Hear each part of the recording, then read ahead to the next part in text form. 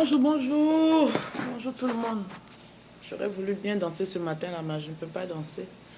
Je travaille l'après-midi, donc je ne peux pas danser. Voilà. Je vais m'adresser encore à vous ce matin pour juste laisser les traces, comme on le dit là. Les paroles s'envolent, les écrits restent. Aujourd'hui, il n'y a pas que les écrits, il y a aussi les vidéos. Il y a des vidéos, il y a des audios, il y a tout ça. Donc ça reste vraiment. Là, Dieu vient encore de nous démontrer par A plus B que la seule chose vraie sur la terre, c'est la mort, comme j'ai l'habitude de dire. Oui. Parce que quand on est vivant, tout ce qu'on a là, c'est éphémère. Tout ce qu'on a, c'est éphémère. C'est ce qu'on va laisser derrière nous quand on va partir là. C'est ça qui aura peut-être de la valeur. Voilà pourquoi je me tue toujours à dire que la mort est la seule chose vraie. La mort nous rappelle deux choses très importantes que les gens ne comprennent pas et que les gens, certaines personnes, n'arrivent pas encore à peut-être checker. La mort nous rappelle deux choses vraies. La première chose, c'est que chacun doit prendre soin de lui. Oui, on doit prendre soin de nous. C'est-à-dire, il ne faut pas laisser le stress. Le stress fait partie de notre quotidien, mais il ne faut pas laisser le stress prendre le dessus dans notre vie. Parce que le stress est à l'origine de toutes les pathologies. C'est le stress qui déclenche toutes les pathologies. En premier, le cancer. Le cancer, ce sont les cellules. Et chaque organe de notre corps est fait de cellules. Il suffit qu'une seule cellule dégringole, le reste part en cacahuète. Vous voyez? Voilà pourquoi je dis que la première chose, c'est de prendre d'abord soin de nous. Notre corps, je le redis encore une autre fois, est notre premier ennemi. Notre corps est notre pire ennemi. Oui, donc nous sommes responsables de nous-mêmes. C'est pour ça qu'il faut prendre soin de nous. Tu as ton petit argent, il faut manger ton garba, il faut manger ton dokunu, il faut manger ton abolo. En tout cas, fais-toi plaisir. Mais prends soin de toi, déstresse, fais ce qui est bon pour toi. Arrête de te prendre la tête avec les gens autour de toi. Arrête de te dire, ben, qu'est-ce qu'ils vont penser de moi? Non, le que dira-t-on ne doit pas être ton premier souci. Mais c'est plutôt comment je me sens qui doit être ton premier souci. Voilà pourquoi je dis et je répète. Toujours dans l'optique de la lutte contre le cancer. Les gens meurent. Les gens meurent de différentes pathologies. Hein. Moi, je n'ai pas été confrontée à ces pathologies-là. La pathologie que j'ai affrontée, c'est le cancer. Voilà pourquoi je me focalise toujours sur le cancer. Je suis un exemple. Je suis même un témoignage vivant du cancer. Aujourd'hui, cette petite qui est partie là, elle a lutté, elle a mené un combat. Elle a mené un combat malheureusement. D'aucuns diront qu'elle est décédée, elle a perdu la bataille. Mais moi, je dirais que la joie qu'elle avait, elle a vaincu la mort. Parce qu'elle est partie avec un sourire. Elle est partie entourée de ses proches qui l'aimaient. C'est ça. C'est ça qu'on appelle vaincre la mort. C'est ce qu'on appelle rire à la mort. Oui, parce qu'on va tous partir, sauf qu'on ne sait pas comment.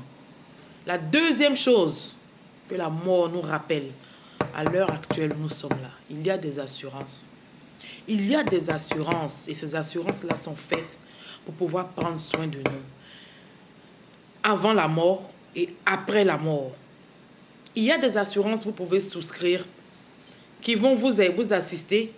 Il y a des mutuelles qui vont vous assister quand vous êtes malade. Il y a des assurances qui vont prendre votre, comment on appelle ça là, votre dépouille en charge jusqu'à l'inhumation. Il y a des assurances qui vont même aller jusqu'à aider vos proches, c'est-à-dire à dédommager vos enfants ou votre conjoint ou votre conjointe.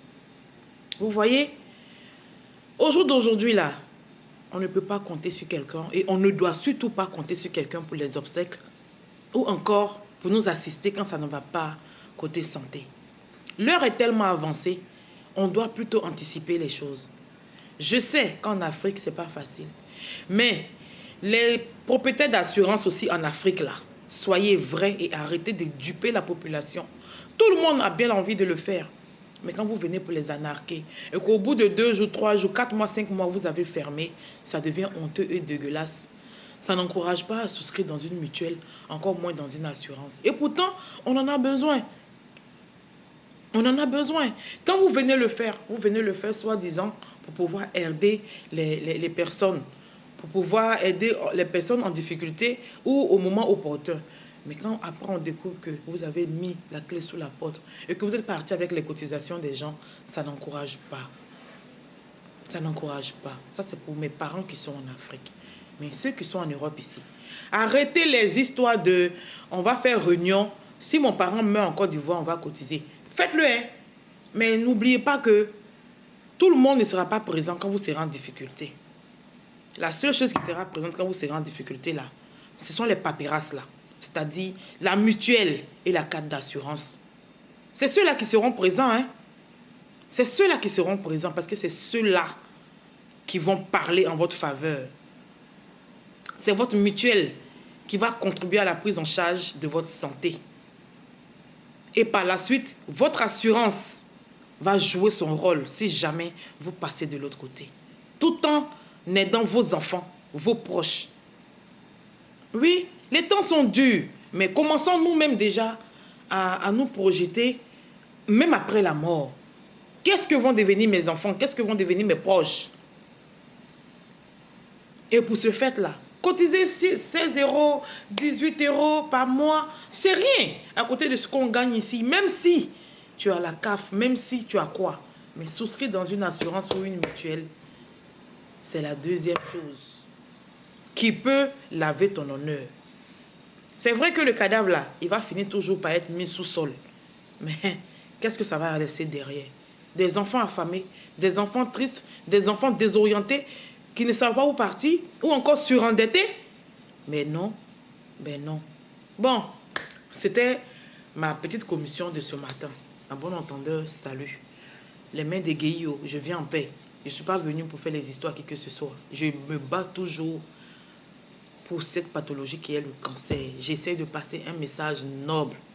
Donc sur ce, je vous souhaite une très très bonne semaine et yako encore à toutes ces personnes qui ont été frappées par ce truc-là. À tous leurs proches, franchement, je ne sais pas quoi vous dire, mais je vous porte tous en prière.